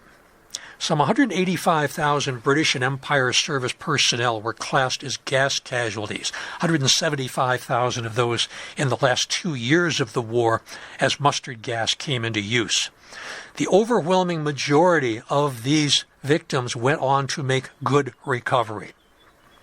According to the Imperial War Museum, of the roughly 600,000 disability pensions still being paid to British servicemen by 1929, only 1% were being given to those classed as victims of gas, maybe 6,000 men. Although there are not many statistics about American doughboys and their residual problems from gas, we could assume numbers similar to those in England, maybe 1% of those exposed. If they survived the initial attack, they had a 99% chance of survival. One of the American long-term victims of gas attacks was Elijah Kent Kane Wetherill, 1874-1929. He is interred in one of the oldest and largest plots at Laurel Hill East, Section A, lots 54 to 57. It was purchased in 1839 for 50 cents a square foot. It remains an active plot to this day. The Wetherills' arrival on these shores predated the formation of the country by nearly a century. The Wetherill family was founded in America by Christopher Wetherill of Sherborne, County York, England. He came to New Jersey in 1683 and settled at Burlington. He was one of the proprietors of West Jersey, sheriff of Burlington County, etc. I talked about another relative, Christine Wetherill Stevenson, in All Bones Considered Laurel Hill Stories, number 24. She was the founder of Plays and Players Theater and the Hollywood Bowl. Elijah Kent Kane Wetherill was born to Colonel Samuel Wetherill, 1821-1890, and his second wife, Thirza A. James. Thirza is Thyrza. I've never seen that name before. They had married in 1870, a little more than a year after his first wife, Sarah Maria Chatton Wetherill, 1821 to 1869, had died. Colonel Sam entered his father's white lead and chemical works, Wetherill and Brother. In 1853, he organized the Lehigh Zinc Company in Bethlehem, and his factory was the first in the United States to produce a sheet of metallic zinc. After the Civil War broke out, Samuel recruited 2 companies of cavalry and was commissioned captain and then promoted to major in October of 1861. He was brevetted lieutenant colonel on March 13, 1865, a month before the treaty at Appomattox. Now, it would be logical to assume that Elijah Kent Kane Wetherill was named for physician Arctic explorer Elijah Kent Kane. But there was an earlier Elijah Kent Kane Wetherill in the family. He was born in May of 1828, and he died in 1836. It is highly unlikely that this E.K.K. Wetherill was named after the explorer, who had been born in 1820. He would have been 8 years old in 1828. I don't think he'd done anything to have people named for him. So whether our Elijah Kent Kane Wetherill was named for his earlier relative or for the Arctic explorer / physician, I don't know. I assume he was named after the latter. Kent Wetherill, he went by the name of Kent. Kent Wetherill studied chemistry at the University of Pennsylvania. He graduated in 1895. That provided him with the background for sophisticated investigation of printmaking. He studied at the Pennsylvania Academy of the Fine Arts under Thomas Enschutz, who had succeeded Thomas Eakins as director of painting and drawing. And while there, he started to use the name E. Kent K. Wetherill. He reported that he lived at 2014 Walnut and then later at 1305 Arch Street. He attended PAFA both before the war and after the war. Before the war, he managed to go to Paris, where he studied at the Académie Julian under Jean-Paul Lorenz and with the American-born painter James McNeill Whistler. He then went to the Isle aux Monts for several years, where he painted the Breton coast and peasant scenes. When he came back to Philadelphia, he resumed studies at the Academy, where he took both day and evening life drawing classes from 1906 to 08.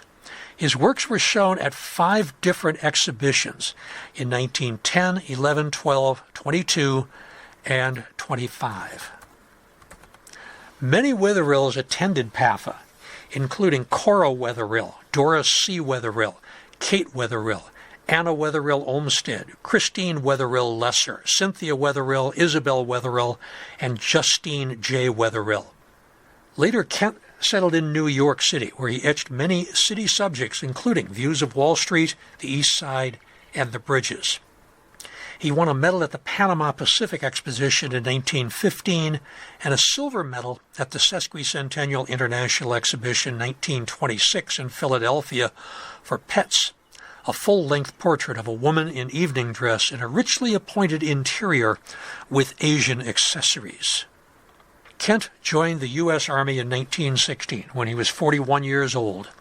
His military service is listed as Camp Wadsworth, South Carolina, Camp Stewart, Virginia, Camp Mills, New York, and Hoboken, New Jersey.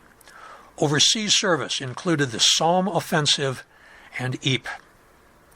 After the war, he settled into a studio at 145 East 34th Street in New York City. In 1928, 5 of his prints were included in the exposition de la gravure moderne américaine at the Bibliothèque Nationale, Paris.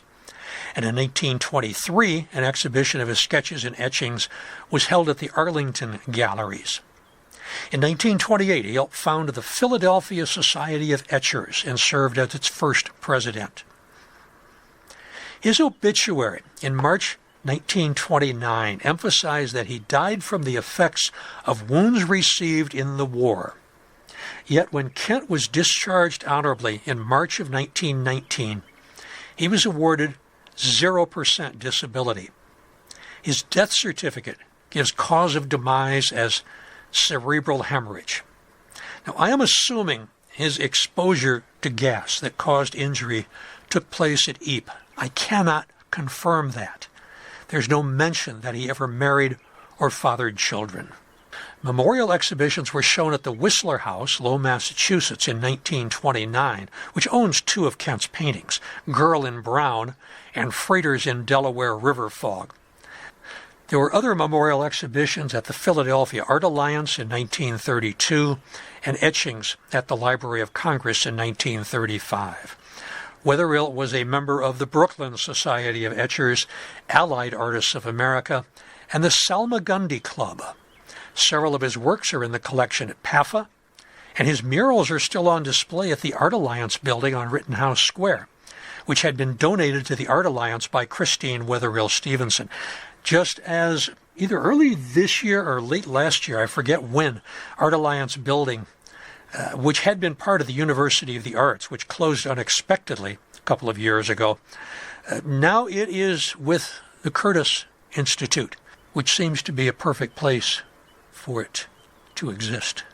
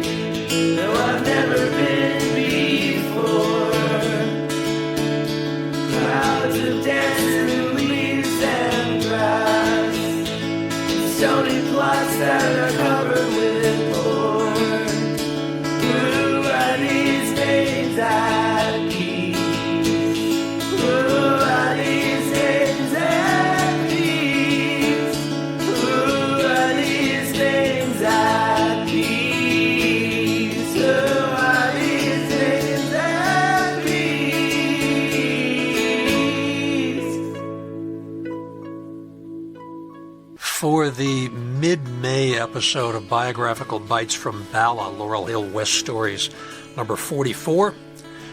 I hope it's going to be theater magnate John W. Merriam. I can tell you the history of the theater that bore his name from 1991 to 2022. Before that, it was the Schubert, and for the last couple of years, it's been the Miller.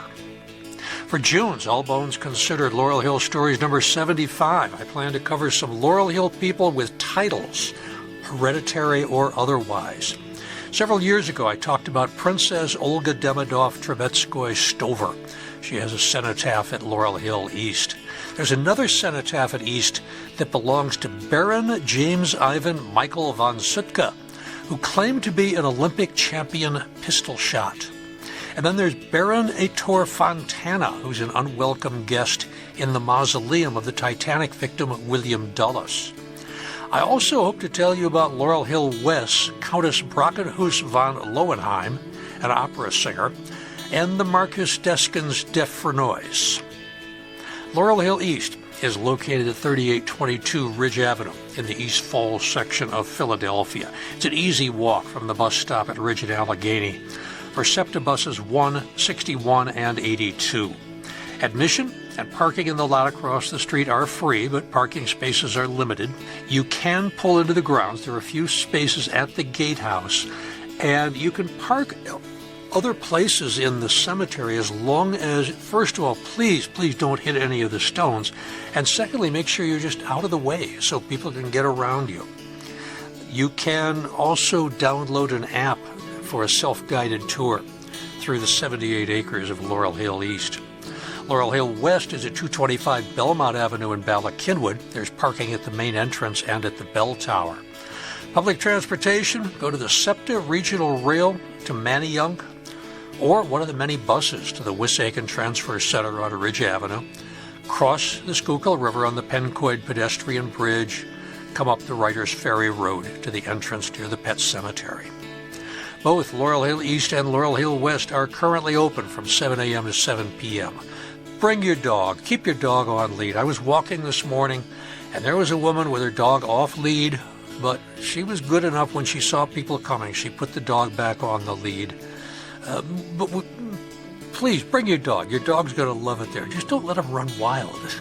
And, of course, pick up afterwards. There are plenty of dog poop collection bags at the entrances. If you're a bike rider, please come explore the place. Photographers have a ball there. Bird watchers, nature buffs, skateboarders.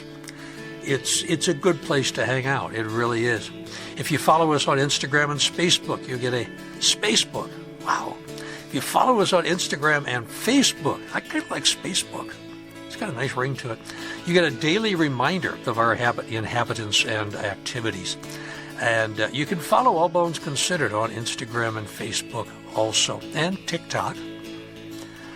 We are up above 65,000 downloads, and I would invite you to leave a review, especially for Apple Podcasts, if you like All Bones Considered.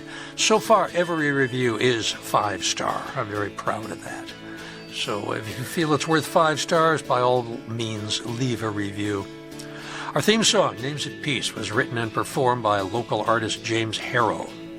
All Bones Considered, Laurel Hill Stories, and Biographical Bites from Bala, Laurel Hill West Stories are researched, written, narrated, and produced by me, Joe Lex, retired professor of emergency medicine at Temple University. You can reach me through my email, jrlexjr1947@gmail.com. Remember to keep body and soul together until the next time on All Bones Considered, Laurel Hill Stories, where the plot thickens. Stick around to hear the references that I used for this podcast. And as always, until the next time we meet, stay safe, stay well, stay above ground. Stay tuned for bibliography. For general information, one thing that I found online, it's a PDF. It's called Making the World Safe for Democracy, The Ultimate Sacrifice, Montgomery County Soldiers During World War I. Charles J. Kelly, R.N. It is a 69-page long document that Kelly has researched thoroughly. He's got pictures of a lot of these guys. These are all people from Montgomery County who died either in the war or because of the war. General information about Philadelphia and the war. Western Masculinities in War and Peace. The author is Robert A. Nye. It's from the American Historical Review, April 2007, Volume 112, Number 2, pages 417 to 438. There's a book called Philadelphia in the World War, 1914-1919. It was published for the Philadelphia War History Committee by Wynkoop Hallenbeck Crawford Company in New York. The copyright date is 1922. I'm pretty sure I found this at archive.org. Has an introduction by Philadelphia Mayor J. Hampton Moore. And how many pages? About 800 pages about Philadelphia in the war. I picked up a few little tidbits from that. Unready for War, The Army and World War I. Stephen J. Lofgren. Source was Army History, Spring 1992, number 22, pages 11 through 19. And then from the American Heritage, a John Steele Gordon album called What We Lost in the Great War. It's from July-August 1992, volume 43, issue 4. For Dillwyn Parrish Starr, there is that privately published book, The War Story of Dillwyn Parrish Starr. His father, Louis Starr, M.D., was the author. It's for private circulation. New York and London, G.P. Putnam's Sons, 1917. That's about 160 pages. There were also several newspaper articles that I used for Dillwyn Starr. Also, let's see, the Harvard class of 1908 yearbook. Dillwyn P. Starr of the Coldstream Guards. It's from Edwin Morse, The Vanguard of American Volunteers, Parts 2 and 3, August 1914 to April 1917, New York, Charles Scribner's Sons, copyright 1919. For Captain Alan Wood Lukens, mostly newspaper articles. There was some information I got from the History of the 79th Division, AEF, during the World War, 1917-1919, compiled and edited by the History Committee, the 79th Division Association, 1922. The mystery about what really happened to Lukens is probably best covered in an article that I found in the Patriot News of Harrisburg, Pennsylvania. It's a copyright 1918 article by William Bell Clark. It's called Getting Correct Casualties is Very Difficult Task. This is from December 13th, 1918. For Alfred Reginald Allen, some good information in the Military History of the American Neurological Association. The Presidential Address by Theodore H. Weisenberg, M.D. Archives of Neurology and Psychiatry, Volume 1, Number 1, January 1919. Lots of newspaper articles about Allen. Historical vignette, Alfred Reginald Allen, The Mythic Career of a Gifted Neuroscientist by Edward B. Schlesinger, M.D. That is from Surgery Neurology, 1991, Volume 36, pages 229 to 233. And then there's mention in A Brief History of Therapy for Traumatic Spinal Cord Injury by Jason Lifshitz, M.D., and Austin Colohan, M.D.